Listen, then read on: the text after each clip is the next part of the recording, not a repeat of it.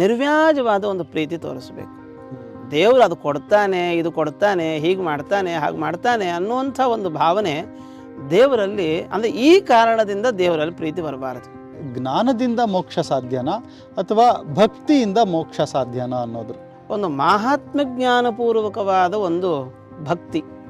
ದೇವರಲ್ಲಿ ಪ್ರೀತಿ ಮಾಡ್ತೀರಿ, ಅದು ಅಂಧ ಪ್ರೀತಿ ಆಗಿರಬಾರದು, ಒಂದು ಕುರುಡು ಪ್ರೀತಿ ಆಗಬಾರದು. ನಾಳೆಗಾಗಿ ದೇವರು ಯಾವತ್ತೂ ಸಿದ್ಧ ಮಾಡಿ ಇಟ್ಟುಬಿಟ್ಟಿದ್ದಾನೆ. ನಮ್ಮ ನಾಳೆಗೋಸ್ಕರವಾಗಿ ದೇವರು ಯಾವತ್ತೂ ಸಿದ್ಧ ಮಾಡಿ ಇಟ್ಟುಬಿಟ್ಟು ಆಗೋಗಿದೆ. ನಾಳೆ ನಾನು ತಿನ್ನಬೇಕಾದ ಹಣ್ಣು ಯಾವತ್ತೋ ಬೀಜವಾಗಿ, ಮರವಾಗಿ, ಹಣ್ಣಾಗಿ ಸಿದ್ಧವಾಗಿದೆ. ಆದರೆ ನಾವು ನಾಳೆಗೋಸ್ಕರವಾಗಿ ಯೋಚನೆ ಮಾಡ್ತಾ ಇದ್ದೇವೆ.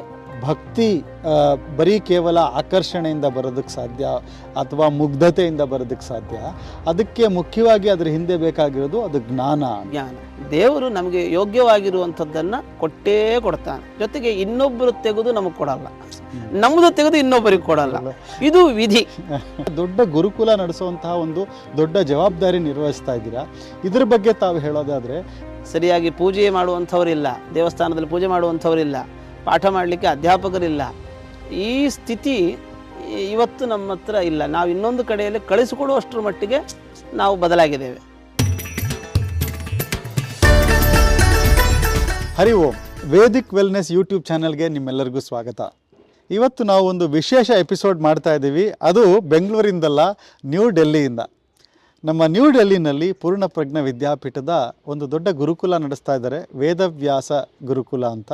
ಇದರ ಪ್ರಾಂಶುಪಾಲರಾಗಿ ವಿದ್ವಾಂಸರಾದ ಶ್ರೀ ವಿಠೋಬಾಚಾರ್ಯರು ಇದನ್ನು ನಡೆಸ್ಕೊಂಡು ಬರ್ತಾ ಇದ್ದಾರೆ. ನಮ್ಮ ಜೀವನದಲ್ಲಿ ಮೋಕ್ಷ ಸಾಧನೆ ಮಾಡಬೇಕು ಅಂದರೆ ಯಾವುದು ಮುಖ್ಯ ಅನ್ನೋದು ಇವತ್ತಿನ ಪ್ರಶ್ನೆ. ಜ್ಞಾನ ಮುಖ್ಯನಾ ಅಥವಾ ಭಕ್ತಿ ಮುಖ್ಯನಾ ಅಂತ. ಈ ವಿಷಯದ ಬಗ್ಗೆ ನಮಗೆ ಈ ಎಲ್ಲ ವಿಚಾರಗಳನ್ನ ತಿಳಿಸ್ಕೊಡೋದಕ್ಕೆ ನಮ್ಮ ಜೊತೆ ಇದ್ದಾರೆ ವಿದ್ವಾಂಸರಾದ ವಿಠೋಬಾಚಾರ್ಯರು. ಆಚಾರ್ಯ ನಮಸ್ಕಾರ, ಸ್ವಾಗತ. ನಮಸ್ಕಾರ. ಇವತ್ತಿನ ಪ್ರಶ್ನೆ ಬಂದಿರುವಂತಹದ್ದು ಸಾಮಾನ್ಯವಾಗಿ ಬಹಳ ಚರ್ಚೆ ಆಗುವಂತಹ ವಿಷಯ. ಒಂದು ಮೋಕ್ಷ ಸಾಧನೆ ಆಗಬೇಕು ಅಂತಂದರೆ ಬಹಳ ಜನ್ಮದಲ್ಲಿ ನಾವು ಸಾಧನೆ ಮಾಡಬೇಕು. ಅದು ಅಲ್ಟಿಮೇಟ್ ಆಗಿ ಯಾವುದರಿಂದ ಆಗುತ್ತೆ? ಜ್ಞಾನದಿಂದ ಮೋಕ್ಷ ಸಾಧ್ಯನಾ ಅಥವಾ ಭಕ್ತಿಯಿಂದ ಮೋಕ್ಷ ಸಾಧ್ಯನಾ ಅನ್ನೋದು. ವಸ್ತುತಃ ಜ್ಞಾನವು ಮತ್ತು ಭಕ್ತಿ ಎರಡೂ ಜಡವೇ. ಭಗವಂತನಿಂದಲೇ ಮೋಕ್ಷ. ಆದರೆ ಆ ಭಗವಂತನ ಅನುಗ್ರಹ ಯಾವುದರಿಂದ ಆಗುತ್ತೆ ಅಂತನ್ನೋದು ಬಹಳ ಮುಖ್ಯವಾದ ಒಂದು ಪ್ರಶ್ನೆ. ಸಾಮಾನ್ಯ ಜನರಿಗೂ ಕೂಡ ಇದರ ಬಗ್ಗೆ ಒಂದು ಸಣ್ಣ ಒಂದು ತಿಳುವಳಿಕೆ ಇದೆ, ಅದರ ಜೊತೆಗೆ ಒಂದು ಸ್ವಲ್ಪ ಅಜ್ಞಾನವೂ ಇದೆ. ಹಾಗಾಗಿ ಇವತ್ತು ನೀವು ಕೇಳ್ತಾ ಇರುವಂಥ ಒಂದು ಪ್ರಶ್ನೆ ಬಹಳ ಅರ್ಥಪೂರ್ಣ ಮತ್ತು ಸಾರ್ಥಕವಾದ ಪ್ರಶ್ನೆ. ಎಷ್ಟೋ ಜನ ತಿಳ್ಕೊಳ್ತಾರೆ, ಕೆಲವು ತತ್ವಗಳು ಕೂಡ ಹಾಗಿದ್ದಾವೆ. ದೇವರಲ್ಲಿ ಭಕ್ತಿ ಮಾಡಿದರೆ ಸಾಕು, ಒಂದು ಮೋಕ್ಷ ಪ್ರಾಪ್ತಿ ಆಗುತ್ತೆ ಅಂತ. ಸಾಮಾನ್ಯ ಮೋಕ್ಷದ ಕಲ್ಪನೆ ಬಹಳ ದೂರ. ನಮಗೆ ಸದ್ಯಕ್ಕೆ ನಮಗೆ ಇಷ್ಟಾರ್ಥ ಅನ್ನೋದು ಯಾವುದರಿಂದ ಪ್ರಾಪ್ತಿ ಆಗ್ತದೆ, ಅದಕ್ಕೋಸ್ಕರವಾಗಿ ಒಂದು ಭಕ್ತಿ ಮಾಡಿದರೆ ಭಗವಂತನ ಅನುಗ್ರಹ ಆಗುತ್ತೆ, ನಮಗೊಂದು ಇಷ್ಟಾರ್ಥ ಪ್ರಾಪ್ತಿ ಆಗುತ್ತೆ ಅಂತ ಎಲ್ಲರ ಜನರ ಕಲ್ಪನೆ. ಹೌದು, ಆದರೆ ಈ ಒಂದು ಜೀವನಕ್ಕೊಂದು ಸಾರ್ಥಕತೆ ಅಂತನ್ನೋದು ನಾಳೆ ನಮಗೇನೋ ಸಿಗಬೇಕು, ಸಿಕ್ಕಿಬಿಡುತ್ತೆ, ಸಾಕು ಅನ್ನುವಂಥದ್ದಿಲ್ಲ. ನಾಳೆ ಒಂದು ಸಿಗುತ್ತೆ, ಅದರ ಜೊತೆಗೆ ನಾಡಿದ್ದು ಮತ್ತೊಂದು ಬೇಕಾಗತ್ತೆ, ಅದ್ರ ಜೊತೆಗೆ ಮತ್ತೊಂದು ಬೇಕಾಗತ್ತೆ. ಹೀಗೆ ಒಂದು ಜೀವನ ಅಂತಿಮ ಲಕ್ಷ್ಯ ಅಂತನ್ನೋದು ಸುಖ ಪ್ರಾಪ್ತಿ.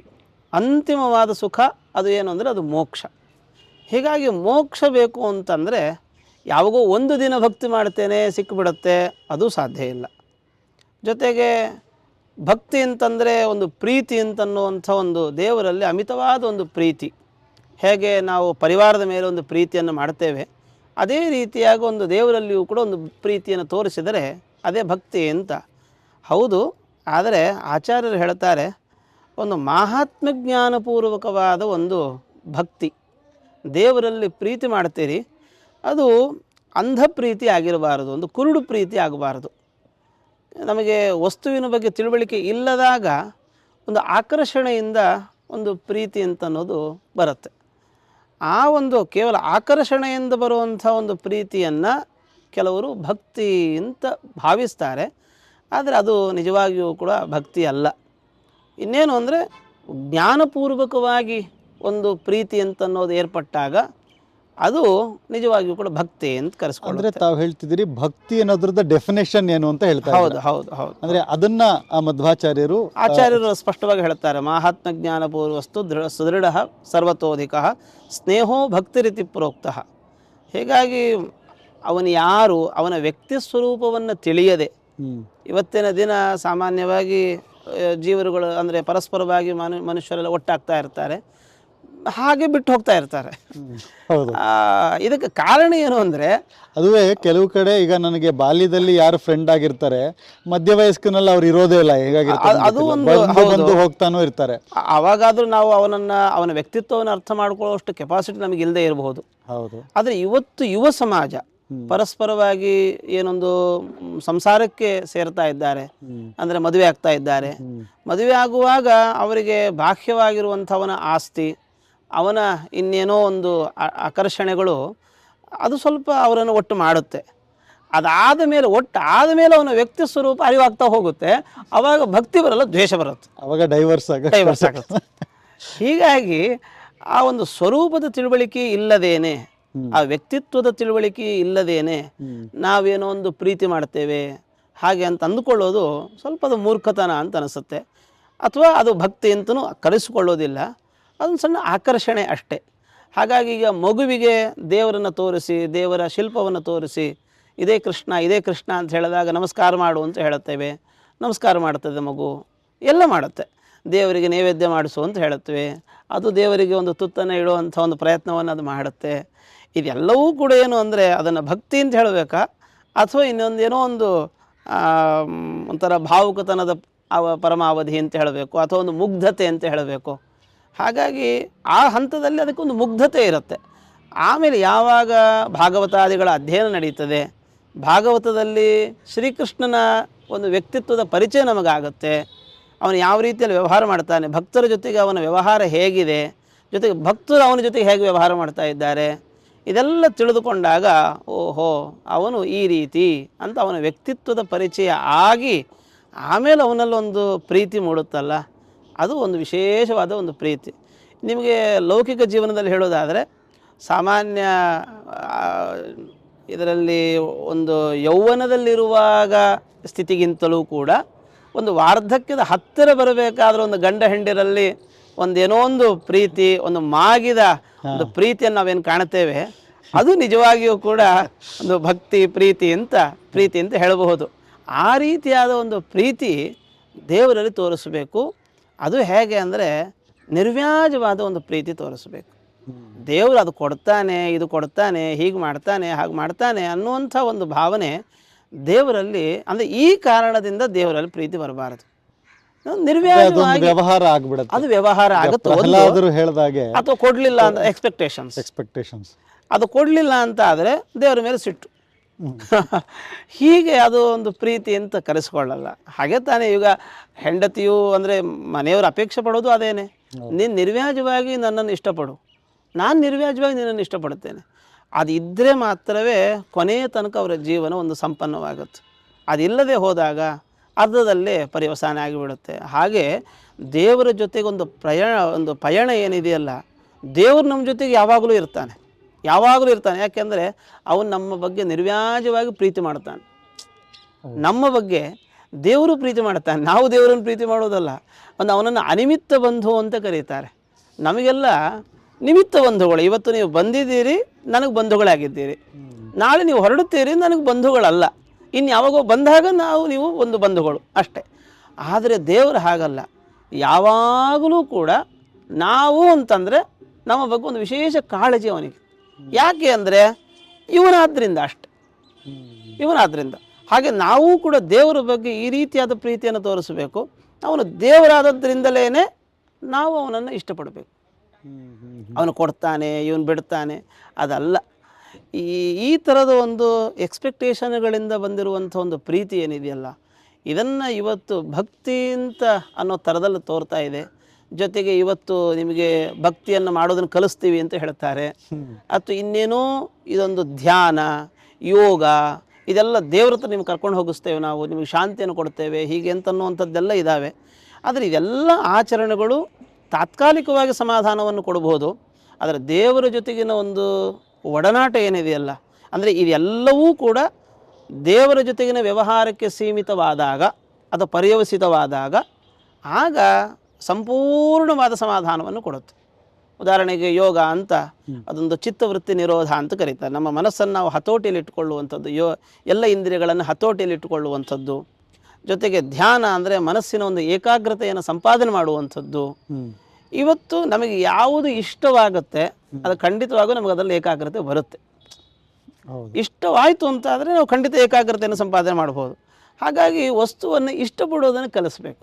ಆ ವಸ್ತು ಇಷ್ಟ ಆಗಬೇಕು ಅಂತ ಆದರೆ ಅದರ ಕ್ವಾಲಿಟಿಯ ಪರಿಚಯ ಆಗಬೇಕು, ಅದು ವ್ಯಕ್ತಿತ್ವದ ಪರಿಚಯ ನಮಗಾಗಬೇಕು. ಆ ವ್ಯಕ್ತಿತ್ವದ ಪರಿಚಯವನ್ನು ಮುಂದಿಟ್ಟು ನಾವು ಈ ಧ್ಯಾನ, ಯೋಗ, ಭಕ್ತಿ, ಜ್ಞಾನ ಇವೆಲ್ಲವನ್ನೂ ಕೂಡ ನಾವು ಜನರಿಗೆ ಹಂಚಿದರೆ ಖಂಡಿತವಾಗೂ ಕೂಡ ಇವನ ಒಂದು ಜೀವನ ಒಂದು ಸಾರ್ಥಕ ಅಂತ ಅನಿಸುತ್ತೆ. ಜೊತೆಗೆ ಒಂದು ಪ್ರಯಾಣವೂ ಕೂಡ ಸುಗಮವಾಗುತ್ತೆ, ಒಂದು ಲಕ್ಷ್ಯ ಸೇರುತ್ತೆ.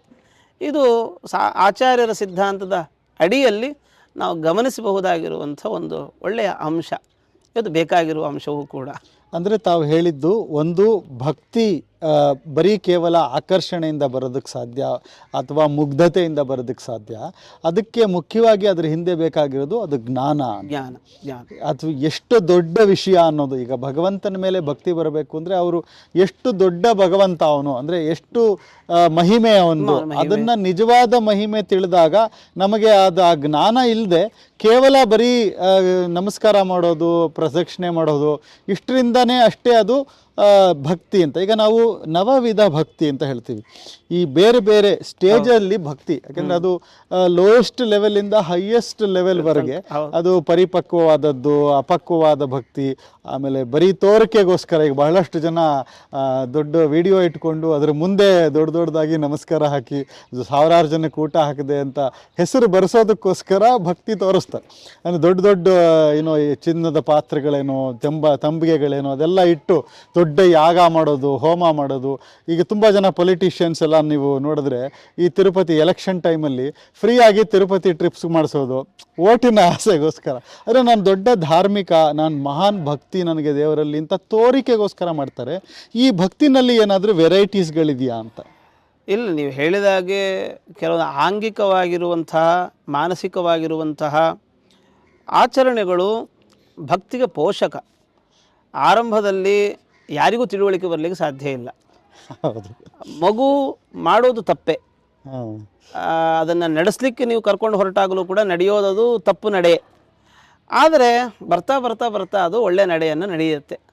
ಹಾಗೆ ಬರೆಸ್ಲಿಕ್ಕೆ ಕೂತಾಗಲೂ ಕೂಡ ಅದು ಬರೆಯೋದು ರೇಖೆಗಳೇ, ತಪ್ಪಾದ ರೇಖೆಗಳನ್ನೇ ಅದು ಬರೆಯುತ್ತೆ. ಬರ್ತಾ ಬರ್ತಾ ಅಭ್ಯಾಸ ಆಗ್ತಾ ಇದ್ದ ಹಾಗೇ ಅದು ಒಳ್ಳೆಯ ರೀತಿಯಾದ ಅಕ್ಷರಗಳಾಗಿ ಪರಿವರ್ತಿತವಾಗುತ್ತೆ. ಹೀಗಾಗಿ ಆರಂಭದಲ್ಲಿ ಅವರು ಮಾಡೋದು ವಿಡಂಬನೆಯೇ. ವಸ್ತುತಃ ಖಂಡಿತವಾಗಿಯೂ ಕೂಡ ದೇವರ ಪೂಜೆಯನ್ನು ನಾವು ಆರಂಭದಲ್ಲಿ ಬಹಳ ಚೆನ್ನಾಗಿ ಮಾಡ್ತೇವೆ ಅಂತ ಮಾಡಲಿಕ್ಕೆ ಸಾಧ್ಯವೇ ಇಲ್ಲ. ಒಂದೇನು ಅಂದರೆ ದೇವರು ತನ್ನ ಆರಾಧನೆಯನ್ನು ನಮ್ಮ ಮೂಲಕವಾಗಿ ಅವನೇ ಮಾಡ್ಕೊಳ್ಬೇಕು ಬಿಟ್ಟರೆ ನಾವು ಮಾಡಲಿಕ್ಕಂತೂ ಸಾಧ್ಯ ಇಲ್ಲ. ಆದರೆ ನಾವು ಮಾಡ್ತಾ ಇದ್ದೇವೆ ಅಂತ ಅಂದ್ಕೊಳ್ತಾ ಇರ್ತೇವೆ. ಜೊತೆಗೆ ಯಾವುದ್ಯಾವುದೋ ನಮಗೆ ಯಾವುದು ಇಷ್ಟವೋ ಅದನ್ನೆಲ್ಲ ದೇವರು ಕೊಟ್ಬಿಟ್ಟು ಇದೊಂದು ದೊಡ್ಡ ಭಕ್ತಿ ಪ್ರದರ್ಶನ ಅಂತ ಹೇಳ್ತಿರ್ತೇವೆ. ಆದರೆ ನಿಜವಾದ ಭಾಗವತ ಇವೆಲ್ಲ ಅಧ್ಯಯನ ಮಾಡಿದಾಗ ಒಬ್ಬ ಸಾಧಕ ಅವನು ಅಂದ್ಕೊಳ್ಬೇಕಾಗಿರೋದೇನು ಅಂದರೆ, ನನ್ನ ಕೈಯಲ್ಲಿ ಏನಾಗುತ್ತೋ ಅದು ದೇವರಿಗೆ ಇಷ್ಟವಾಗುವಂಥದ್ದು ನಾನು ದೇವರಿಗೆ ಸಮರ್ಪಣೆ ಮಾಡಬೇಕು. ಆದರೆ ಹಾಗಾದರೆ ದೇವರಿಗೆ ಇಷ್ಟ, ದೇವರಿಗೆ ಅನಿಷ್ಟ ಅಂತ ಏನಾದರೂ ಇದೆಯಾ ಅಂತನ್ನೋ ಸಮಸ್ಯೆ ಬರುತ್ತೆ. ಒಂದು, ದೇವರಿಗೆ ಅನಿಷ್ಟ ಅಂತನ್ನೋದು ಯಾವುದೂ ಕೂಡ ಇಲ್ಲ, ಇಷ್ಟ ಅಂತನ್ನೋದು ಅವನು ಯಾವುದೂ ಇಲ್ಲ. ಆದರೆ ಪ್ರಕೃತಿ ಅಂದರೆ ಲಕ್ಷ್ಮೀದೇವಿ, ಅದರಲ್ಲಿ ಯಾವುದೊಂದು ಉತ್ತಮವಾಗಿರುವಂಥದ್ದೊಂದು ಏನಾದರೂ ಒಂದು ಸಾತ್ವಿಕವಾಗಿರುವಂಥದ್ದು ಇದೆ ಅಂತ ಆದರೆ ಅದನ್ನು ಇವತ್ತು ನಾವು ಸಿಂಗಾರ ಮಾಡಿಕೊಂಡು ಖುಷಿ ಪಡ್ತಾ ಇದ್ದೇವೆ.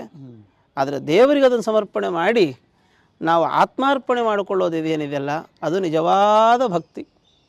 ನೀವು ಹೇಳಿದ್ರಿ ಶ್ರವಣ, ಮನನ, ನಿಧಿಧ್ಯಾಸನ, ನವವಿಧವಾದ ಭಕ್ತಿಗಳನ್ನು ಪ್ರಹ್ಲಾದರಾಜರು ಹೇಳಿದ್ದಾರೆ. ಒಂದೊಂದೂ ನಮ್ಮ ಭಕ್ತಿಗೆ ಪೋಷಕ. ಆರಂಭದಲ್ಲಿ ನೀವು ದೇವರನ್ನು ಕೇಳಬೇಕು, ದೇವರ ಬಗ್ಗೆ ಕೇಳಬೇಕು, ದೇವರು ಕೇಳಿದ್ದನ್ನು ಮನನ ಮಾಡಬೇಕು, ಮನನ ಮಾಡಿದ್ದನ್ನು ನಿಧಿಧ್ಯಾಸನ ಮಾಡಬೇಕು. ಅದಾದ ಮೇಲೆ ಅದನ್ನು ಅನುಷ್ಠಾನಕ್ಕೆ ತರಬೇಕು. ಇವತ್ತು ಅನುಷ್ಠಾನ ಅಂತನ್ನೋದು ಯಾರಲ್ಲಿಯೂ ಕೂಡ ಇಲ್ಲ ಅಂತ ಆಗ್ತಾ ಇದೆ. ಶ್ರವಣ ಇದೆ, ಆದರೆ ಶ್ರವಣ ಅದು ಪರಿವರ್ತಿತವಾಗ್ತಾ ಇಲ್ಲ, ಮನನವಾಗಿ ಅದು ಪರಿವರ್ತಿತವಾಗ್ತಾ ಇಲ್ಲ. ಅದಾದ ಮೇಲೆ ತನ್ನ ಕರ್ತವ್ಯಗಳ, ತನ್ನ ಅನುಸಂಧಾನ, ಅನುಸಂಧಾನಗಳಲ್ಲಿ ಅದು ಯಾವುದರಲ್ಲೂ ಕೂಡ ಒಂದು ಪಕ್ವತೆ ಬರ್ತಾ ಇಲ್ಲ. ಆರಂಭದಿಂದ ಹಿಡಿದು ಅಂದರೆ ಮೊದಲಿಗೆ ವಿಡಂಬನೆಯೇ, ತಲೆ ಕೆಡಿಸ್ಕೊಳ್ಬೇಕಾಗಿಲ್ಲ, ನಾವು ಮಾಡೋದು ತಪ್ಪೇ, ಆದರೆ ನಾಳೆ ಉತ್ತಮರಾಗಲಿಕ್ಕೆ ಇವತ್ತು ತಪ್ಪು ಮಾಡ್ತಾ ಇದ್ದೀವಿ, ಮತ್ತು ಇನ್ನೂ ಒಂದೇನಂದ್ರೆ ಮಾಡಿದ ತಪ್ಪನ್ನು ಮತ್ತೆ ಮಾಡಬಾರ್ದು. ಆಮೇಲೆ ಇನ್ನೂ ಒಂದೇನು ಅಂದರೆ ಯಾವತ್ತು ಮುಗ್ಧವಾಗಿ ನಾವು ಮಾಡಲಿಕ್ಕೆ ಶುರು ಮಾಡಿದರೆ, ಗುರುಗಳು ಯಾವಾಗಲೂ ಒಂದು ಮಾತು ಹೇಳುವಂಥದ್ದು, ನೀನು ಮಾಡಲಿಕ್ಕೆ ಆರಂಭ ಮಾಡು, ಆಮೇಲೆ ದೇವರು ಅದರಲ್ಲಿ ಪರಿಪಕ್ವತೆಯನ್ನು ತರ್ತಾನೆ. ನಾನು ಮಾಡ್ತಾ ಇದ್ದೀನಿ ಅಂತೇನಾದರೂ ನೀನು ಅಂದ್ಕೊಂಡ್ರೆ ಖಂಡಿತ ಪರಿಪಕ್ವತೆ ತರಲ್ಲ.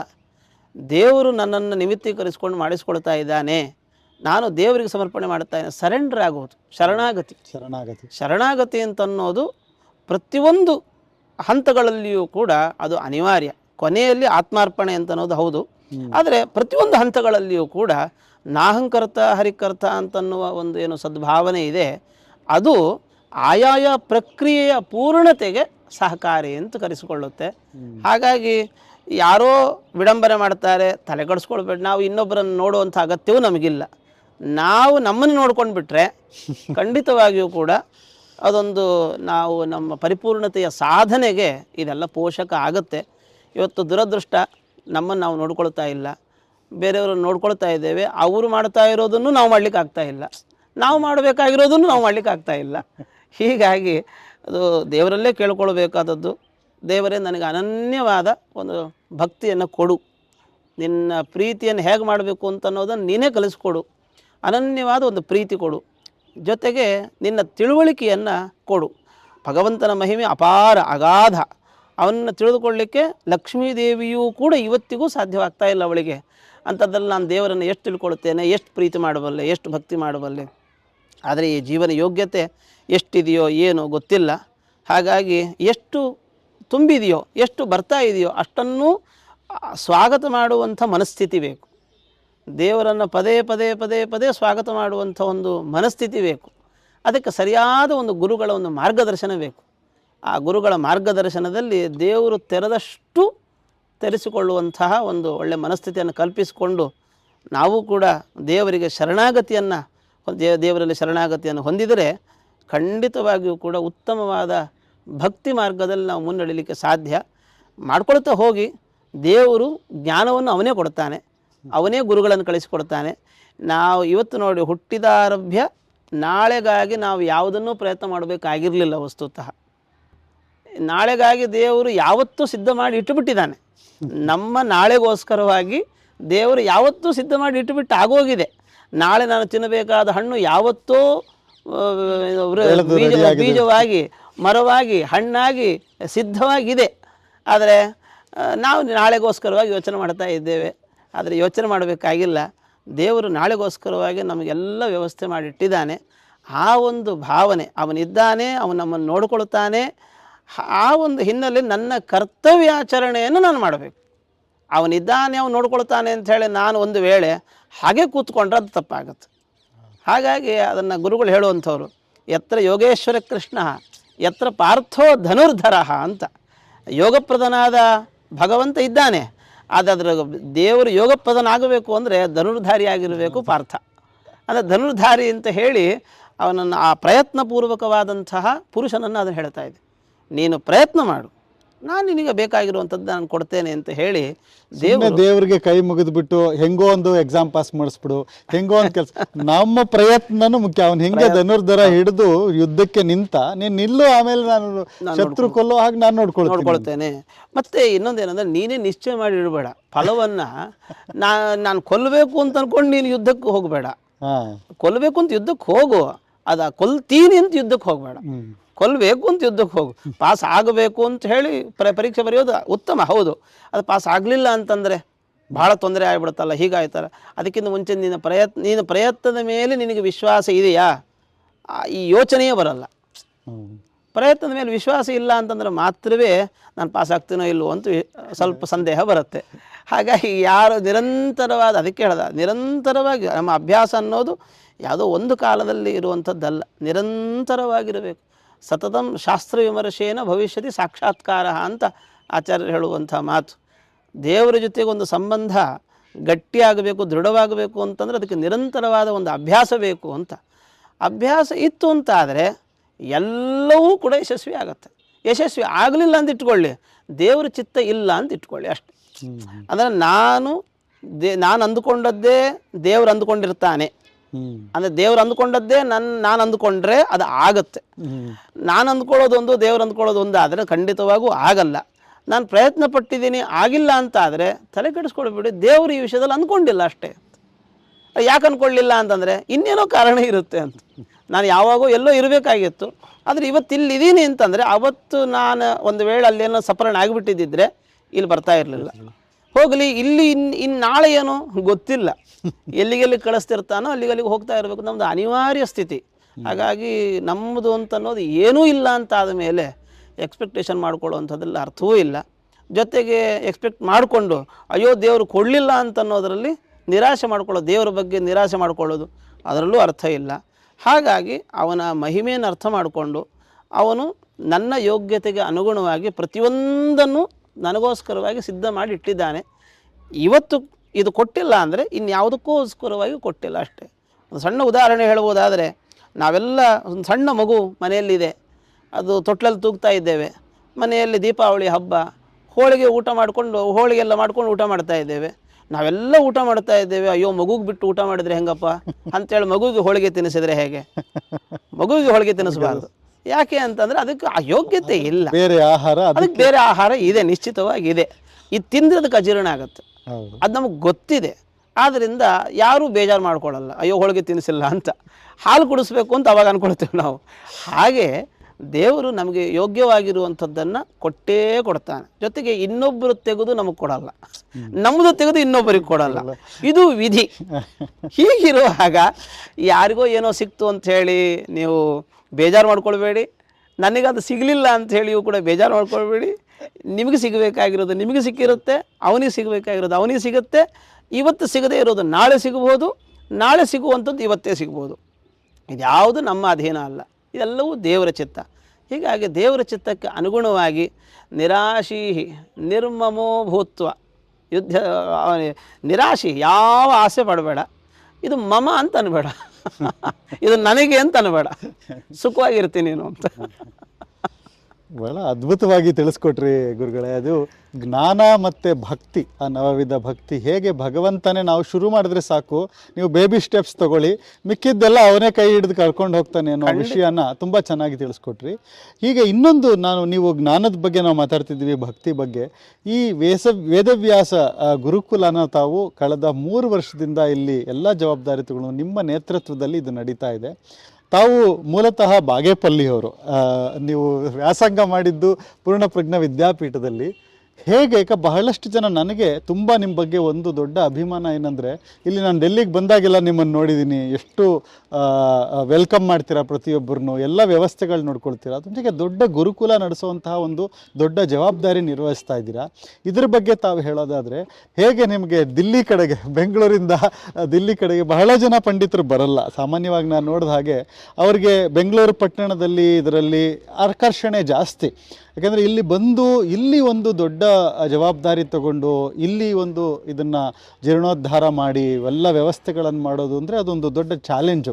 ಅಂಥ ದೊಡ್ಡ ಕೆಲಸ ತಾವು ಮಾಡ್ತಾ ಇದ್ದೀರಾ. ಹಾಗಾಗಿ ಅದ್ರ ಬಗ್ಗೆ ತಾವು ಹೇಳೋದಾದರೆ, ಹೇಗೆ ನೀವು ಈ ಕಡೆ ಬಂದ್ರಿ ಮತ್ತು ಇಲ್ಲಿ ಯಾವ ಥರ ವ್ಯವಸ್ಥೆಗಳು ನಡೀತಾ ಇದೆ? ವಸ್ತುತಃ ಇದನ್ನು ಹೇಳ್ಕೊಳ್ಳೋಷ್ಟು ದೊಡ್ಡಸ್ತಿಕೆ ನನ್ನ ಹತ್ರ ಇಲ್ಲ.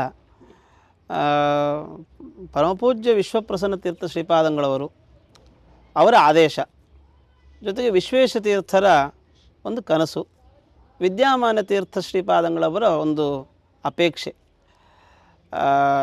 ಅವರ ಅಪೇಕ್ಷೆಗಳನ್ನು ಆಸೆಗಳನ್ನು ಪೂರೈಸುವಷ್ಟು ದೊಡ್ಡ ವ್ಯಕ್ತಿ ನಾನಲ್ಲ. ಒಂದು ಸಂದರ್ಭದಲ್ಲಿ ಅವರಿಂದಲೇ ಪ್ರೇರಿತನಾಗಿ, ಗುರುಗಳಿಂದ ಆದಿಷ್ಟನಾಗಿ, ಗುರುಗಳು ಕಾಲವಾದ ನಂತರ ವೃಂದಾವನಸ್ಥರಾದ ನಂತರ ಪರಮಪೂಜ್ಯ ವಿಶ್ವಪ್ರಸನ್ನ ತೀರ್ಥ ಶ್ರೀಪಾದಂಗಳವರು, ನೀನು ದೆಹಲಿಗೆ ಹೋಗಬೇಕು, ನನ್ನ ಸಂಸ್ಥೆಯಲ್ಲಿ, ನಮ್ಮ ಗುರುಗಳ ಸಂಸ್ಥೆಯಲ್ಲಿ ಕೆಲಸ ಮಾಡಬೇಕು ಅಂತ ಅವರು ಆದೇಶ ಮಾಡಿದಾಗ ಇಲ್ಲ ಅಂತ ಹೇಳಲಿಕ್ಕೆ ಮನಸ್ಸಾಗಲಿಲ್ಲ. ಜೊತೆಗೆ ನನಗೆ ಏನು ದೊಡ್ಡ ಕನಸು ಇಲ್ಲ, ಅನುಭವಗಳು ಏನಿಲ್ಲ. ಆದರೆ ನಾನು ಅಲ್ಲಿಂದ ಬರುವಾಗ ವಿಶ್ವಪ್ರಸನ್ನ ತೀರ್ಥ ಶ್ರೀಪಾದಂಗಳವರು ಹೇಳಿದ ಮಾತು ಒಂದೇ. ನಾನು ಹೋಗಿ ಅವ್ರ ಹತ್ರ ಕೇಳಿದೆ, ನನಗೆ ಅನುಭವ ಇಲ್ಲ, ಜೊತೆಗೆ ಏನಂಥ ತಿಳುವಳಿಕೆ ಇಲ್ಲ, ಸಂಸ್ಥೆಯನ್ನು ನಡೆಸಿ ತಿಳುವಳಿಕೆಯೂ ಕೂಡ ನನಗಿಲ್ಲ. ಹೀಗಾಗಿ ನನ್ನನ್ನು ನೀವು ಅಲ್ಲಿ ಆರಿಸಿದ್ದು ತಪ್ಪಾದ ಆಯ್ಕೆಯೋ ಏನೋ ಅಂತ. ಅದಕ್ಕೆ ಅವ್ರು ಹೇಳಿದ ಮಾತು ಈಗಲೂ ಕೂಡ ಕಿವಿಯಲ್ಲಿ ಗುಯ್ಗುಡುತ್ತೆ. ಇದು ಯಾರೋ ಹೇಳಿ ಕೇಳಿ ನಿನ್ನನ್ನು ನಾನು ಹೇಳಿದ್ದಲ್ಲ. ನನಗೆ ಗುರುಗಳ ಪ್ರೇರಣೆ ನಿನ್ನನ್ನು ಕಳಿಸಿದರೆ ಅಲ್ಲಿ ಚೆನ್ನಾಗಾಗ್ತದೆ, ಒಳ್ಳೆಯದಾಗುತ್ತೆ ಅಂತ ಹೇಳಿ ನನಗೆ ಅನಿಸಿದೆ. ಹೀಗಾಗಿ ನೀನು ಹೋದರೆ ಅದು ಒಳ್ಳೆಯದು ಹಾಗೆ ಅಂತ ಆ ಮಾತನ್ನು ಅವರು ಹೇಳಿದರು. ಜೊತೆಗೆ ಅಷ್ಟೊತ್ತಿಗಾಗಲೇ ಪತಂಜಲಿ ಯೂನಿವರ್ಸಿಟಿಯಲ್ಲಿ ನಾನು ಅಪ್ಲೈ ಮಾಡಿ ಅಲ್ಲಿಯೂ ಇಂಟರ್ವ್ಯೂ ಆಗಿ ನನಗೆ ಪತ್ರವೂ ಕೂಡ ಬಂದಿತ್ತು ಸೇರಿಕೊಳ್ಳಿಕ್ಕೆ ಅಂತ. ಆವಾಗ ಗುರುಗಳನ್ನು ಕೇಳಿದಾಗ ನನ್ನ ಸಂಸ್ಥೆಯಲ್ಲಿ ನೀನು ಕೆಲಸ ಮಾಡಬೇಕು ಅಂತ ನನಗೆ ಮನಸ್ಸಿಗೆ ಇದೆ ಅಂತ ಒಂದು ಮಾತು ಹೇಳಿದರು. ಬಂದೆ. ಆದರೆ ಬಂದ ಹೊಸದರಲ್ಲಿ ನನಗೇನು ಈ ಸಂಸ್ಥೆಯ ಪೂರ್ಣ ಜವಾಬ್ದಾರಿ ನನಗಿರಲಿಲ್ಲ, ಗುರುಕುಲ ಜವಾಬ್ದಾರಿ ಮಾತ್ರವೇ ಇತ್ತು. ಆನಂತರದಲ್ಲಿ ಕೆಲವು ಗುರುಕುಲದ ಅಭಿವೃದ್ಧಿಗೆ ಪೂರಕವಾಗಿರುವಂತಹ ಇದೊಂದು ಸಂಶೋಧನಾ ಮಂದಿರವೂ ಇದೆ, ವೇದಾಂತ ಅಧ್ಯಯನ ಶೋಧ ಸಂಸ್ಥಾನ ಅಂತ. ಇದಕ್ಕೆ ಪಾಪ ನಮ್ಮ ಡಾಕ್ಟರ್ ಧನಂಜಯಾಚಾರ್ಯರು ಬೀಜಾವಾಪ ಮಾಡಿದರು. ಪರಮಪೂಜ್ಯ ವಿಶ್ವೇಶತೀರ್ಥ ಶ್ರೀಪಾದಂಗಳವರು ವೃಂದಾವನಸ್ಥರಾಗೋಕ್ಕಿಂತ ಕೆಲವೇ ತಿಂಗಳ ಮುಂಚೆ ಇಲ್ಲಿಗೆ ಬಂದು ಇದನ್ನು ಉದ್ಘಾಟನೆ ಮಾಡಿ ಧನಂಜಯಾಚಾರ್ಯರನ್ನು ಕೂಡಿಸಿ ಇದು ಚೆನ್ನಾಗಿ ಆಗಬೇಕು ಅಂತ ಅವರು ಅದನ್ನು ಹೇಳಿದರು. ಉತ್ತರ ಭಾರತದಲ್ಲಿ ಆಚಾರ್ಯರ ತತ್ವ ಸಿದ್ಧಾಂತದ ಪ್ರಚಾರ ಇದರಿಂದ ಆಗಬೇಕು ಅಂತ ಗುರುಗಳ ಕನಸು, ಅದನ್ನು ನೀವೆಲ್ಲರೂ ಕೂಡ ನನಸು ಮಾಡಬೇಕು ಅಂತ ವಿಶ್ವೇಶತೀರ್ಥ ಶ್ರೀಪಾದಂಗಳವರು ಹೇಳಿದರು. ಅದಕ್ಕೆ ಅನುಗುಣವಾಗಿ ಧನಂಜಯಾಚಾರ್ಯರು ಕೂಡ ಇದಕ್ಕೆ ಬುನಾದಿಯನ್ನು ಹಾಕಿದರು. ಬಹಳ ಕಷ್ಟಪಟ್ಟಿದ್ದಾರೆ. ಅದರ ಮುಂಚೆ ಇದರ ವ್ಯವಸ್ಥಾಪಕರಾಗಿ ನಮ್ಮ ದೇವಿಪ್ರಸಾದ ಆಚಾರ್ಯರು ಅವರು ಕೂಡ ಬಹಳಷ್ಟು ಕೆಲಸ ಮಾಡಿದ್ದಾರೆ. ಅವರೆಲ್ಲ ಇನ್ನೇನು ಬೆಳೆಸಿದ್ದಾರೆ, ಅದನ್ನು ಉಳಿಸಿ ಮತ್ತಷ್ಟು ಬೆಳೆಸ್ಕೊಂಡು ಹೋಗೋ ಜವಾಬ್ದಾರಿ ಮಾತ್ರ ನನಗೆ ಸಿಕ್ಕಿದ್ದು.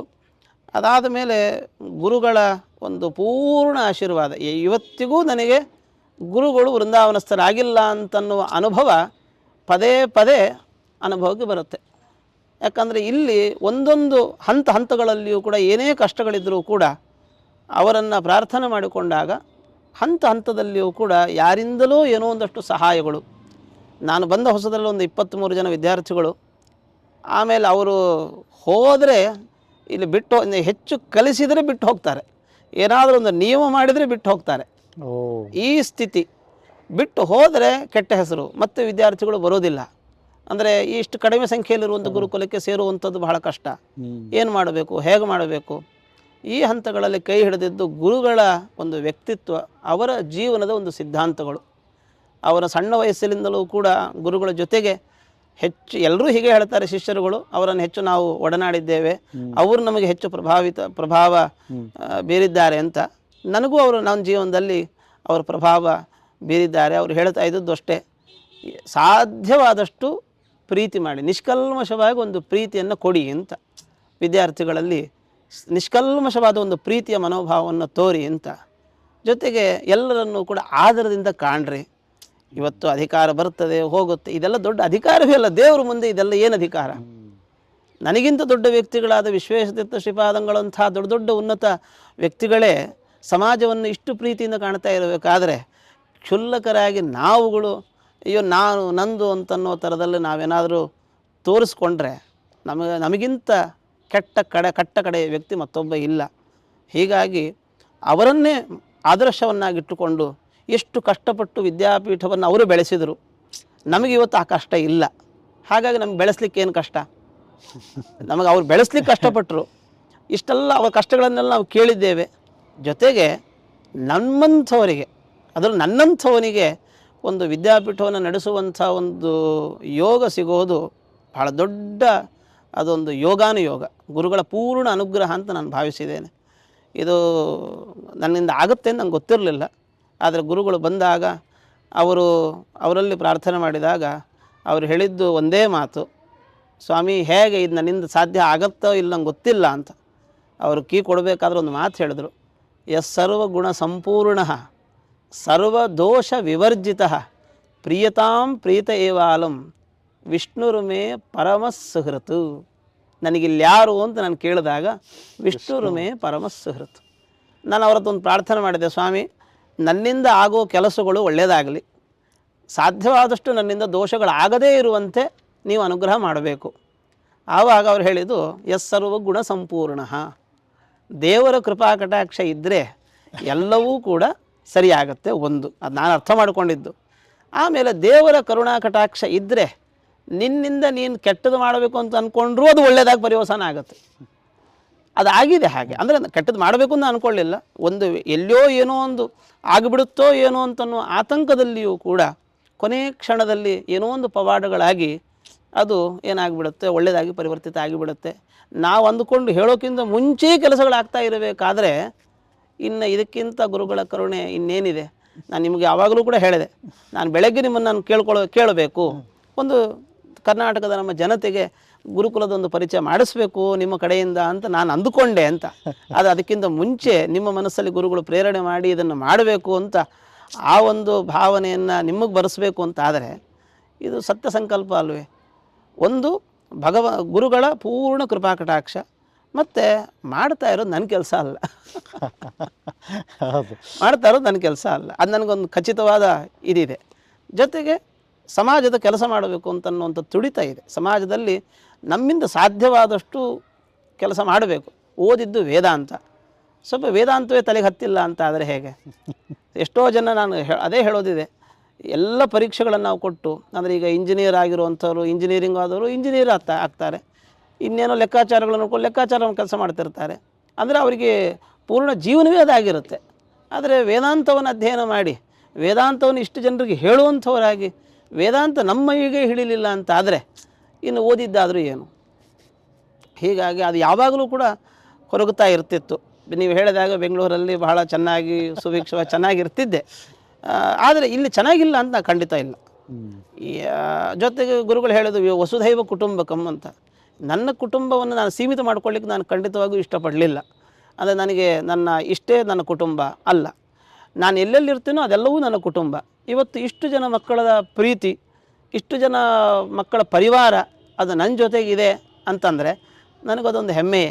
ಅದೇ ಜೊತೆಗೆ ಗುರುಗಳ ಒಂದು ಹೆಜ್ಜೆಗೂ ಕೂಡ ವಿಶ್ವಪ್ರಸನ್ನ ತೀರ್ಥ ಶ್ರೀಪಾದಂಗಳವರು ಗುರುಗಳ ದಾರಿಯಲ್ಲೇ ನಡೀತಾ ಏನೇನು ಮಾಡಲಿಕ್ಕೆ ಸಾಧ್ಯ ಇದೆ ಎಲ್ಲವನ್ನೂ ಕೂಡ ಮಾಡು ಅಂತ ಹೇಳಿ ಅದರ ವಿಸ್ತೃತವಾದ ಒಂದು ರೂಪವನ್ನು ಕೊಟ್ಟಂಥವರು ತಮ್ಮ ನಡೆನುಡಿಗಳಿಂದ ಗುರುಗಳಾಗಿರುವಂತಹ ವಿಶ್ವಪ್ರಸನ್ನ ತೀರ್ಥರು, ವಿಶ್ವೇಶತೀರ್ಥ ಶ್ರೀಪಾದಂಗಳವರು. ಹೀಗಾಗಿ ನನಗೇನು ಅಂಜಿಕೆ ಇಲ್ಲ, ಜೊತೆಗೆ ಒಂದು ಮುಂದೆ ಏನಪ್ಪ ಅನ್ನುವಂಥ ಆತಂಕಗಳೇನಿಲ್ಲ. ನಿರಾತಂಕವಾಗಿ ಸಾಧ್ಯವಾದಷ್ಟು ಗುರುಗಳ ಅಪೇಕ್ಷೆಯನ್ನು ಈಡೇರಿಸುವಂತಹ ಒಂದು ಯೋಗ್ಯತೆ ದೇವರು ನನಗೆ ಕೊಡಲಿ ಅಂತ ಹೇಳಿ ಪ್ರತಿನಿತ್ಯ ಅವರ ಮನಸ್ಸಿಗೆ ಬೇಸರ ಆಗಬಾರದು, ಗುರುಗಳ ಮನಸ್ಸಿಗೆ ಬೇಸರ ಆಗುವಂಥ ಕೆಲಸ ದೇವರೇ ನನ್ನಿಂದ ಮಾಡಿಸಬೇಡಿ. ಜೊತೆಗೆ ಇದು ಉನ್ನತೀಕರಣಕ್ಕೆ ಏನು ಮಾಡಬೇಕು ಅನ್ನೋದು ನನಗೆ ಗೊತ್ತಿಲ್ಲ, ನಿನಗೆ ಗೊತ್ತಿದೆ ದೇವರೇ, ನೀನು ನನ್ನ ಕೈಯಿಂದ ಒಂದು ಮಾಡಿಸುವಂಥ ಒಂದು ವಿನಮ್ರವಾದ ಒಂದು ಪ್ರಾರ್ಥನೆ, ಇಷ್ಟೇ ಹೆಚ್ಚು ಕೆಲಸ ಮಾಡ್ತಾ ಇದೆ ಅಂತ ಅಂದ್ಕೊಳ್ತೇನೆ. ಅಂದರೆ ತಾವು ಬಂದಾಗ ಒಂದು 23 ಮಕ್ಕಳು ಇಲ್ಲಿದ್ದರು, ಈಗ ಆಲ್ಮೋಸ್ಟ್ ಒಂದು 100ಕ್ಕೂ ಹೆಚ್ಚು ಮಕ್ಕಳುಗಳು ಇಲ್ಲಿ ಓದ್ತಾ ಇದ್ದಾರೆ. ಮತ್ತು ಬಹಳ ಕಡೆ ಯಾಕಂದರೆ ನಮ್ಮ ಕಡೆ ಹೆಚ್ಚು ಕನ್ನಡದವರು ಅಲ್ಲಿಂದನೇ ಬರ್ತಾರೆ. ಇಲ್ಲೆಲ್ಲ ಮಕ್ಕಳು ಉತ್ತರ ಪ್ರದೇಶ, ಜಾರ್ಖಂಡು, ಬಿಹಾರು ಎಲ್ಲ ಕಡೆಯಿಂದ ಬೇರೆ ಬೇರೆ ಸಂಸ್ಕೃತಿಗಳಿಂದ ಬಂದಿದ್ದಾರೆ. ಅಂದರೆ ಅವರಿಗೆ ಪೂರ್ತಿ ಇಲ್ಲಿ ಮಣಿಮಂಜರಿ, ಮಧ್ವಶಾಸ್ತ್ರ ಅದು ಆನಂದ ಆಗುತ್ತೆ. ನಾವು ಅಂಗರಕ್ಷತೆ ಹಚ್ಕೊಂಡು ಮುದ್ರೆಗಳು ಹಚ್ಕೊಂಡು ಅವರು ಹಿಂದಿನಲ್ಲಿ ಮಧ್ವಶಾಸ್ತ್ರದ ಪ್ರವಚನ ಮಾಡ್ತಾಯಿದ್ರು. ನಾನು ಮಧ್ಯಾಹ್ನ ಊಟ ಮಾಡುವಾಗ ನೋಡ್ತಾ ಇದ್ದೆ, ಅವರು ಅದ್ಭುತವಾಗಿ ಅದರ ಹಿಂದಿ ಪ್ರವಚನ, ಯಾಕೆಂದರೆ ನಮಗೆ ಅಷ್ಟು ಕೇಳಿಲ್ಲ, ನಾವು ಮಧ್ವಶಾಸ್ತ್ರ ಹಿಂದಿನಲ್ಲಿ ಕೇಳಿದ್ರೆ, ನೀವು ಅಷ್ಟು ತುಂಬ ಚೆನ್ನಾಗಿ ಹಿಂದಿನಲ್ಲಿ ಪಾಠ ಮಾಡ್ತೀರಾ. ಎಲ್ಲ ಮಕ್ಕಳು ಸಂಸ್ಕೃತ ಅಲ್ಲದೆ ಜೊತೆಗೆ ಅವರು ಹೊಸದಾಗಿ ಬಂದಾಗ ಅವ್ರಿಗೆ ಇನ್ನೂ ಸಂಸ್ಕೃತ ಕಲಿಯೋದಕ್ಕೆ ಸಮಯ ಆಗುತ್ತೆ. ಹೆಚ್ಚು ಹಿಂದಿನಲ್ಲಿ, ಯಾಕೆಂದರೆ ಅವರು ಇದು ನಾರ್ತ್ ಇಂಡಿಯಾ ಅಂದ್ರೇ ಹಿಂದಿ, ಆದ್ದರಿಂದ ಆ ಗುರುಗಳು ಹೇಳಿದಾಗೆ ಆ ಒಂದು ದೊಡ್ಡ ಕಾರ್ಯ ಮಾಡ್ತಾ ಇದ್ದೀರಾ, ಮಧ್ವಮತ ಪ್ರಚಾರ ಮಾಡುವಂಥದ್ದು, ಜ್ಞಾನದ ದಾರಿ ಹರಿಸುವಂತಹ ಒಂದು ದೊಡ್ಡ ಕಾರ್ಯ ಮಾಡ್ತಾ ಇದ್ದೀರಾ. ಈ ಒಂದು ಗುರುಕುಲ, ಯಾಕೆಂದರೆ ಬಹಳಷ್ಟು ಜನಕ್ಕೆ ನಮಗೆ ಕರ್ನಾಟಕದವ್ರಿಗೆ ಇಲ್ಲೊಂದು ಗುರುಕುಲ ಇದೆ ಅನ್ನೋದೇ ಗೊತ್ತಿಲ್ಲ. ನಮಗೆ ಕೆಲವರಿಗೆ ಮಾತ್ರ, ಯಾರಿಗೆ ವಿದ್ಯಾಪೀಠದ ಸಂಪರ್ಕ ಇದೆ ಕೆಲವರು ಮಾತ್ರ ಇಲ್ಲಿ ಬಂದು ಉಳ್ಕೊಳ್ತಾರೆ. ಯಾಕೆಂದರೆ ತುಂಬ ಚೆನ್ನಾಗಿದೆ. ನಾವು ಸಾಮಾನ್ಯ ಬೇರೆ ಹೋಟೆಲ್ಸಲ್ಲಿ ರೂಮ್ ಉಳ್ಕೊಳ್ತೀವಿ, ಅದಕ್ಕಿಂತ ಹೆಚ್ಚು ಚೆನ್ನಾಗಿ ಒಂದು ಲಕ್ಸುರಿಯಸ್ ಆಗಿ ಇದೆಲ್ಲ ವ್ಯವಸ್ಥೆ ನೀವು ಮಾಡಿದ್ದೀರಾ. ಇಲ್ಲಿ ಬಂದವರು ಯಾರು ಬೇಕಾದರೂ ಇಲ್ಲಿ ಉಳ್ಕೊಳ್ಬಹುದಲ್ವ ತಮ್ಮ ವ್ಯವಸ್ಥೆ? ಖಂಡಿತ. ಜೊತೆಗೆ ಇದೆಲ್ಲ ಗುರುಗಳು ಮಾಡಿರುವಂಥದ್ದು, ಗುರುಗಳ ಸಂಕಲ್ಪ. ಈಗ ನೀವು ಗಮನಿಸ್ಬೋದು, ಎಲ್ಲ ಕಡೆಗಳಲ್ಲಿಯೂ ಕೂಡ ಗುರುಗಳು ನವೀಕರಣ ಕಾರ್ಯಕ್ಕೆ ಕೈ ಹಾಕಿದ್ದಾರೆ. ಅಂದರೆ ಕಾಲಕ್ಕೆ ತಕ್ಕಂತೆ ನಾವು ನಮ್ಮನ್ನು ಬದಲಾಯಿಸ್ಕೊಳ್ಳಿಲ್ಲ ಅಂತಾದರೆ ನಮ್ಮ ಆಚಾರಗಳು ಬದಲಾಗಬಾರದು. ಆದರೆ ನಮ್ಮ ಪರಿಸರಗಳು ಸೌಲಭ್ಯಗಳು ಪರಿಸರಗಳು ಒಂದಷ್ಟು ಒಳ್ಳೊಳ್ಳೆಯ ಪರಿಸರಗಳನ್ನು ನಾವು ಕಲ್ಪಿಸಿಕೊಟ್ರೆ ಜನರಿಗೆ ನಾವು ಹತ್ತಿರ ಆಗಬಹುದು. ಅದು ಗುರುಗಳ ಒಂದು ಉದ್ದೇಶ. ಅದಕ್ಕೆ ತಕ್ಕಂತೆ ಗುರುಗಳು ಜೊತೆಗೆ ಎಲ್ಲರೂ ಕೂಡ ಅಧಿಕಾರಿ ವರ್ಗ ಸೇರಿ ಎಲ್ಲ ಕಡೆಯಲ್ಲೂ ಉನ್ನತೀಕರಣ ನಡೆಸ್ತಾ ಇದ್ದಾರೆ. ನೀವು ಹೇಳಿದ ಹಾಗೆ ಬೇರೆ ಬೇರೆ ಪ್ರದೇಶದಿಂದ ಬಂದಿರುವಂಥ ಒಂದು ಮಕ್ಕಳು ನಮಗೊಂದು ಚಾಲೆಂಜ್ ಆಗಿರುವಂಥದ್ದು ಏನು ಅಂದರೆ ಆರಂಭದ ಹಂತ. ಅವರು ನಾನು ಬಂದ ಹೊಸದರಲ್ಲಿ ಅಡಿಗೆಯವರಿಲ್ಲ, ಜೊತೆಗೆ ಮಕ್ಕಳಿಗೆ ಸಂಸ್ಕಾರಗಳಿಲ್ಲ, ಸರಿಯಾಗಿ ಪೂಜೆ ಮಾಡುವಂಥವರಿಲ್ಲ, ದೇವಸ್ಥಾನದಲ್ಲಿ ಪೂಜೆ ಮಾಡುವಂಥವರಿಲ್ಲ, ಪಾಠ ಮಾಡಲಿಕ್ಕೆ ಅಧ್ಯಾಪಕರಿಲ್ಲ. ಈ ಸ್ಥಿತಿ ಇವತ್ತು ನಮ್ಮ ಹತ್ರ ಇಲ್ಲ. ನಾವು ಇನ್ನೊಂದು ಕಡೆಯಲ್ಲಿ ಕಳಿಸಿಕೊಡುವಷ್ಟರ ಮಟ್ಟಿಗೆ ನಾವು ಬದಲಾಗಿದ್ದೇವೆ. ಅಂದರೆ ನಮ್ಮಲ್ಲಿ ನಾವು ತಯಾರು ಮಾಡಿ ನಾವು ಕಳಿಸಿಕೊಡುವಷ್ಟರ ಮಟ್ಟಿಗೆ ತಯಾರಾಗಿದ್ದೇವೆ. ಇದಕ್ಕೆ ವಿಶ್ವಪ್ರಸನ್ನ ತೀರ್ಥ ಶ್ರೀಪಾದಂಗಳವರು ಯಾವಾಗಲೂ ಒಂದು ಮಾತು ಹೇಳ್ತಿರ್ತಾರೆ, ಒಬ್ಬ ವ್ಯಕ್ತಿ ಒಬ್ಬ ಹುಡುಗ ಒಂದರಲ್ಲಿ ಸೀಮಿತ ಆಗಬಾರ್ದು ಅಂತ.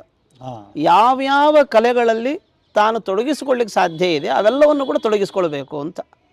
ಹೀಗಾಗಿ ಇವತ್ತು ಅವರ ಒಂದು ಉದ್ದೇಶಕ್ಕೆ ಅನುಗುಣವಾಗಿಯೇ ಇದೆಲ್ಲ ಅಂದರೆ ಅವರ ಬಂದ ಹೊಸದರಲ್ಲಿ ಎಷ್ಟರ ಮಟ್ಟಿಗೆ ಸಮಸ್ಯೆ ಇತ್ತು ಅಂತ ಅಂದರೆ, ನೀವು ಬಂದರೂ ಕೂಡ ಅವರು ಇನ್ನು ಜೂನ್ ಜುಲೈ ಅಷ್ಟೊತ್ತಿಗೆ ಮಕ್ಕಳನ್ನು ಸೇರಿಸ್ಕೊಳ್ತೇವೆ. ಅವರಿಗೆ ಜನಿವಾರದ ಸಂಸ್ಕಾರ ಇಲ್ಲ, ಯಜ್ಞೋಪವೀತದ ಸಂಸ್ಕಾರ ಇಲ್ಲ, ಉಪನಯನ ಯಾವುದೂ ಆಗಿರಲ್ಲ. ಅವರಿಗೆ ಧರ್ಮೋಪನಯನ ಮಾಡಬೇಕು. ಧರ್ಮೋಪನಯನ ಮಾಡಬೇಕು ಅಂತಾದರೆ ಅವರ ತಂದೆ ತಾಯಿಗೆ ಹೇಳಬೇಕು, ಇದು 8ನೇ ವರ್ಷಕ್ಕೆ ಮಕ್ಕಳಿಗೆ ಉಪನಯನ ಮಾಡಿಸ್ಬೇಕಪ್ಪ ಅಂತ. ಅದಾದ ಮೇಲೆ ಅವರನ್ನು ಒಪ್ಪಿಸಿ ಅವರನ್ನು ಇಲ್ಲಿಗೆ ಕರೆಸಿ ನಾವೇ ಅವರಿಗೆಲ್ಲ ವ್ಯವಸ್ಥೆಯನ್ನು ಮಾಡಿ, ಅಂದರೆ ಅವರಿಗೆ ಉಚಿತವಾಗಿ ಧರ್ಮೋಪದೇಶವನ್ನು ಮಾಡಿ ಧರ್ಮೋಪನಯನವನ್ನು ಮಾಡಿ ಆಮೇಲೆ ಅವರಿಗೆ ಇದು ಆರಂಭ ಹಂತ. ನೀವು ಗಮನಿಸ್ತಾ ಇರ್ಬೋದು, ಇವತ್ತು ನಮ್ಮ ವಿದ್ಯಾರ್ಥಿಗಳು ಇವತ್ತು ಶಿಸ್ತುಬದ್ಧವಾಗಿ ಊಟ ಮಾಡ್ತಾ ಇದ್ದಾರೆ. ಅವರಿಗೆ ಮಡಿ ನಮ್ಮಲ್ಲಿ ಇಲ್ಲಿ ಸಿಗೋದಿಲ್ಲ. ನಾವು ಮತ್ತು ಪುನಃ ದಕ್ಷಿಣ ಕರ್ನಾಟಕವನ್ನೇ ಆಶ್ರಯಿಸಬೇಕು. ಅವರ ಮಡಿಪಂಚಗಳು ಅಲ್ಲಿಂದನೇ ನಾವು ಆಶ್ರಯಿಸಬೇಕು, ಜೊತೆಗೆ ದಾನಿಗಳು ಅಲ್ಲಿಂದನೇ ಆಶ್ರಯಿಸಬೇಕು. ಈ ಥರದ ಒಂದು ಸ್ಥಿತಿ. ಆದರೆ ಈ ಹಂತದಲ್ಲಿ ಯಾರಾದರೂ ಮಡಿವಂತರು ನಮ್ಮವರು ಯಾರಾದರೂ ಕೂಡ ಬಂದಾಗ, ಅಯ್ಯೋ ಏನಪ್ಪ ಈ ಸ್ಥಿತಿ ಇದೆ, ನಮಗಿದು ಒಗ್ಗುವಂಥದ್ದಲ್ಲ ಇದು ಅನ್ನೋಂಥ ಒಂದು ಇದನ್ನು ಚಾಲೆಂಜನ್ನು ಕೂಡ ನಾವು ಫೇಸ್ ಮಾಡಬೇಕಾಗಿರುತ್ತೆ. ಆಯಿತಾ? ಅವರಿಗೆ ಅರ್ಥ ಮಾಡಿಸಬೇಕು, ಇವರು ಹೊಸಬರು, ಇವರಿಗೆ ಸಂಸ್ಕಾರಗಳಿಲ್ಲ, ಇವರೆಲ್ಲ ಬ್ರಾಹ್ಮಣರು. ಒಂದು ಹಂತಗಳಲ್ಲಿ ಬ್ರಾಹ್ಮಣರು ಹೌದೋ ಅಲ್ಲೋ ಅನ್ನುವಂಥ ಒಂದು ಸ್ಥಿತಿ ಇದೆ. ಯಾಕೆ ಅಂತಂದರೆ ಅವ್ರಿಗೆಲ್ಲರಿಗೂ ಕೂಡ ಯಾವ ಸಂಸ್ಕಾರಗಳೂ ಇಲ್ಲ.